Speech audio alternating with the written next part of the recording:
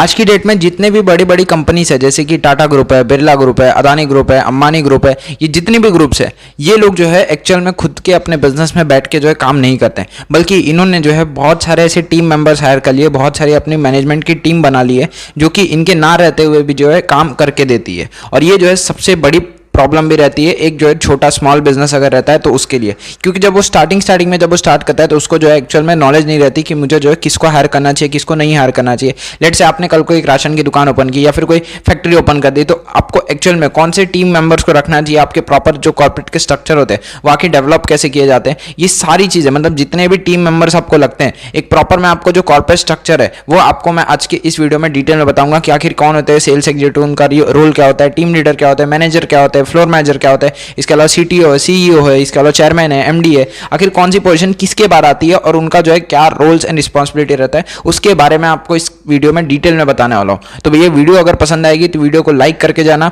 और ये जो है सबसे ज्यादा जरूरी है कि आप जो है इस वीडियो को लास्ट तक देखें ताकि आपसे एक भी पॉइंट जो है मिस आउट ना हो जाए। अब करते हैं वीडियो की शुरुआत। Hi guys, my name is Sujal. इस वीडियो में जो है हम प्रॉपर डिटेल स्ट्रक्चर के बारे में जानेंगे कि आखिर कॉर्पोरेट का स्ट्रक्चर होता कहते हैं। तो शुरू करते हैं। देखो, सबसे पहले वो पोजीशन आती है जहां से एक्चुअल में कोई भी बिजनेस का ओनर रहता है, जहां से उसने बिजनेस स्टार्ट किया रहता है, तो वो जो है सबसे पहला वो इसी रोल को या रिस्पॉन्सिबिलिटी को निभाता है, और इसी को जो है आपको सबसे पहले हायर करना है, जो है आपका सेल्स एग्जीक्यूटिव या फिर सेल्स पर्सन या फिर सेल्समैन। इसको जो है आप कोई भी नाम से बुला सकते हो। ये सबसे पहला पर्सन होता है जो कि एक्चुअल में आपकी कंपनी के ऊपर या फिर जो आपने शॉप ओपन की है वहां पे जो है कस्टमर जब पहले आता है आपके दुकान के ऊपर, तो वो जो है सबसे पहले इसी के साथ इंटरेक्ट करता है। पहले जो है वो कस्टमर इसी से मिलता है। इसके बाद जो है यही वो इंसान रहता है जो कि प्रोडक्ट के बारे में डिटेल नॉलेज देता है। इसके अलावा जो प्रोडक्ट के बारे में जो बताना रहता है, जो उसकी प्राइसिंग रहती है, वो सारी चीज़ें जो है यही बंदा जो है संभालता है। और ये सारी चीज़ें करने के बाद जो है कस्टमर को एज अ एक प्रोडक्ट दे के इसको जो है सेटिस्फाई करता है कि भाई यहाँ पे जो है आपको ये प्रोडक्ट चाहिए और इसकी जो है आपको ज़रूरत है।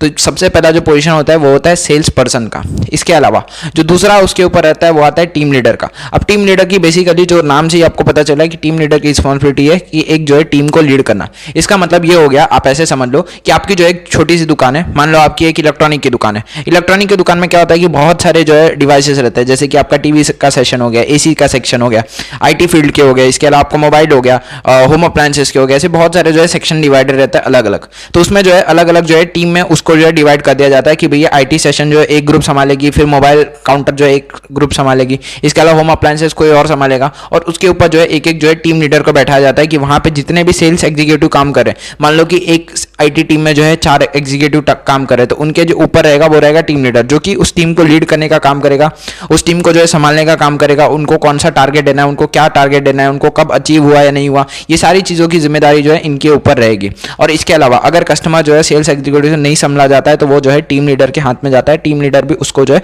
काफ़ी हद से जो है और काफ़ी ज़्यादा प्राइसिंग वगैरह निगोशिएशन करके वो जो है समझाने का काम करता है। इसके ऊपर जो पोजीशन आती है वो आती है फ्लोर मैनेजर की। ज़्यादा करके जो है फ्लोर मैनेजर जो है नहीं रहता है, लेकिन कहीं कहीं जगह पे जैसे कि जो रिलायंस वगैरह हो गए, रिलायंस के ट्रेंड्स हो गए, मतलब ज़्यादा करके जो रिटेल्स के आउटलेट रहता है वहाँ पे जो है फ्लोर मैनेजर को हायर करके रखा जाता है। अब बेसिकली इनका जो रिस्पॉन्सिबिलिटी होता है वो सिंपल से ये होता है कि इनके हाथ में जो है पूरा का पूरा वो जो आपने जो शॉप ओपन कर रखा है वहाँ पे जो फ्लोर है वो रिस्पॉन्सिबिलिटी जो है उनकी होगी। मतलब फ्लोर पर जो भी रिस्पॉन्सिबिलिटी रहेगी, जितनी भी रिस्पॉन्सिबिलिटी है, भले वो क्लीनिंग से रिलेटेड है, प्रोडक्ट से रिलेटेड है, इसके अलावा प्राइसिंग से रिलेटेड है, ये जो है उनके हाथ में रहेगी। और ये जो है वो जितनी भी टीम वहाँ पे रहेंगी, जितने भी उस फ्लोर पे टीम रहेंगी, उसको जो है हैंडल करने का काम करेंगे। इसके अलावा जो उसके ऊपर जो पोजीशन आती है वो आती है मैनेजर की, या फिर ब्रांच मैनेजर, जो भी आप मान लो, या फिर ज्यादा करके सेल्स मैनेजर। अब यहाँ पे जो होता है ये जो रिस्पॉन्सिबिलिटी रहती है बहुत ही ज्यादा बड़ी रहती है, क्योंकि उनको ना केवल सिर्फ एक फ्लोर को संभालना है, ना कि टीम को संभालना है, बल्कि उनको जो है वो पूरे के पूरे ब्रांच को संभालना रहता है। तो एक ब्रांच मैनेजर की रिस्पॉन्सिबिलिटी बहुत ही ज्यादा इंपॉर्टेंट होती है। और ब्रांच मैनेजर जो आपको हर एक कॉर्पोरेट में मिल ही जाएगा,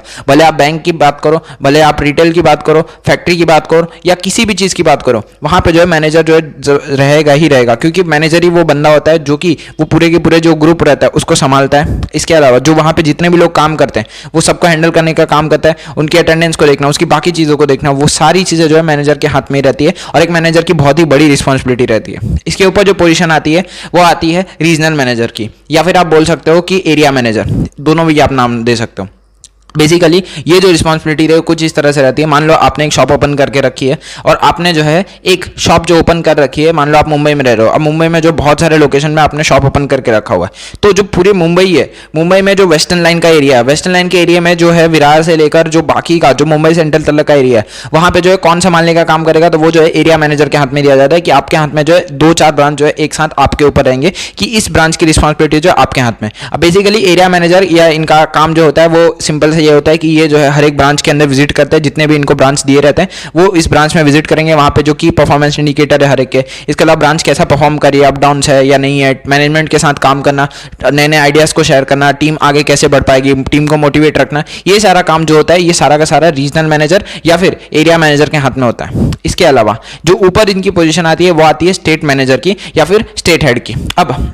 आपका जो बिजनेस है वो बेसिकली अभी तक सिर्फ एरिया में था, लेकिन आपने बोला कि अब जो है मुझे इंडिया के अलग अलग स्टेट में जो एक्सपांशन करना है, तो इंडिया के अलग अलग स्टेट में एक्सपांशन करने के आप क्या करोगे कि स्टेट हेड को हायर करोगे। अब उनके अंदर क्या रहेगा कि जैसे कि किसी स्टेट हेड ने महाराष्ट्र ले लिया, किसी ने गुजरात ले लिया, किसी ने पंजाब ले लिया, तो ऐसे जो अलग अलग रिस्पॉन्सिबिलिटी जो है एक एक स्टेट की अलग अलग स्टेट हेड के हाथ में रहेगी कि ये जो है स्टेट हेड जो है तुम्हारे हाथ में, अब तुमको जो है पूरा स्टेट जो है हैंडल करना है। अब ये जो है उनके ऊपर रहेगा कि वहां पे अगर आपके मान लो कि कोई प्रोडक्शन कंपनी है जो ट्रक वगैरह मैन्युफैक्चर करती है, तो भैया वहां पे जो है महाराष्ट्र की चॉइस अलग होगी, गुजरात की अलग होगी, क्योंकि बट वैसे वहां पे रोड्स भी अलग अलग होंगे, तो वहां पे जो है सबसे ज्यादा नॉलेज जो होगा वो सबसे ज्यादा जो नॉलेज होगा वो होगा स्टेट हेड के हाथ में, क्योंकि उनको अच्छे से पता रहेगा कि इस स्टेट में कौन सी गाड़ियां चलती है, इस स्टेट में कौन सी गाड़ियां नहीं चलती है, तो वो जो है इस चीज का काफी अच्छे से ख्याल रखने वाले हैं। इसके अलावा जो उसके ऊपर की जो पोजीशन आती है वो आती है सीईओ की। जी हाँ, स्टेट हेड के ऊपर जो पोजीशन आती है वो आती है सीईओ की। अब सीईओ की जो पोजीशन रहती है वो तो आप सबको बट ऑब्वियसली पता ही है, लेकिन फिर भी मैं आपको एक बार बता देता हूँ। सीईओ की पोजीशन बेसिकली ये रहती है कि वो बंदा जो है ज्यादा करके कुछ काम ज्यादा नहीं करता,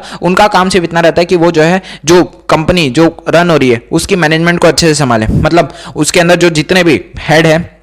स्टेट हेड है, टीम लीडर्स है, टीम है, वो सबको हैंडल करना। इसके अलावा जो कंपनी है जो रन हो रही है उस कंपनी में नए नए विजन्स को लेकर आना, जो भी आइडियाज है उसको जो है एग्जीक्यूट करवाना, और जितना भी काम हो रहा है सीटीओ के अंदर, सीईओ के अंदर, और उसके अलावा जो बाकी सीएफओ है, जितने भी लोग हैं, फाइनेंशियली कोई गड़बड़ तो नहीं है, इसके अलावा लीगली कोई गड़बड़ नहीं है, ये सारा काम जो है उनके ऊपर रहता है, और ये जो है सीईओ की बहुत ही बड़ी रिस्पॉन्सिबिलिटी देती है। मतलब एक तरह से आप ये बोल सकते हो कि कंपनी का पूरा जो फेज रहता है वो एक जो है सीईओ ही रहता है। इसके ऊपर की जो पोजीशन आती है वो होता है एमडी की पोजीशन। एमडी की पोजीशन बेसिकली ये रहती है कि वो जो रहता है मैनेजिंग डायरेक्टर रहता है। Managing director basically day to day जो रिस्पॉन्सिबिलिटी रहती है, डे टू डे जो एक्टिविटी होती है उसके ऊपर जो है रिस्पॉन्सिबल रहता है, मतलब जितने भी फाइनेंस के रिलेटेड काम हो गए, लास्ट में जो साइन वगैरह करना रहता है कि भाई ये सारी चीजें हो गई, मतलब फाइनेंस का चलो काम था, तो फाइनेंस में जितने भी स्टेट वगैरह में हमारा काम चल रहा है वहां की जो रिपोर्ट आ गई, तो अब यहाँ पे जो आपको साइन करना है कि हाँ भाई ये चीजें ओके हो गई है। सीटीओ है, सीटीओ के ऊपर मान लो टेक्निकली जो भी गड़बड़ थी या फिर कोई कंपनी में कुछ प्रॉब्लम चल रही थी या फिर कोई अपडेट लाना था, उस सबको अपडेट हो गया तो भैया ठीक है, मैं एमडी ने चेक कर लिया, तो जो डे टू डे एक्टिविटी रहती है उसमें जो एमडी इन्वॉल्व रहते हैं।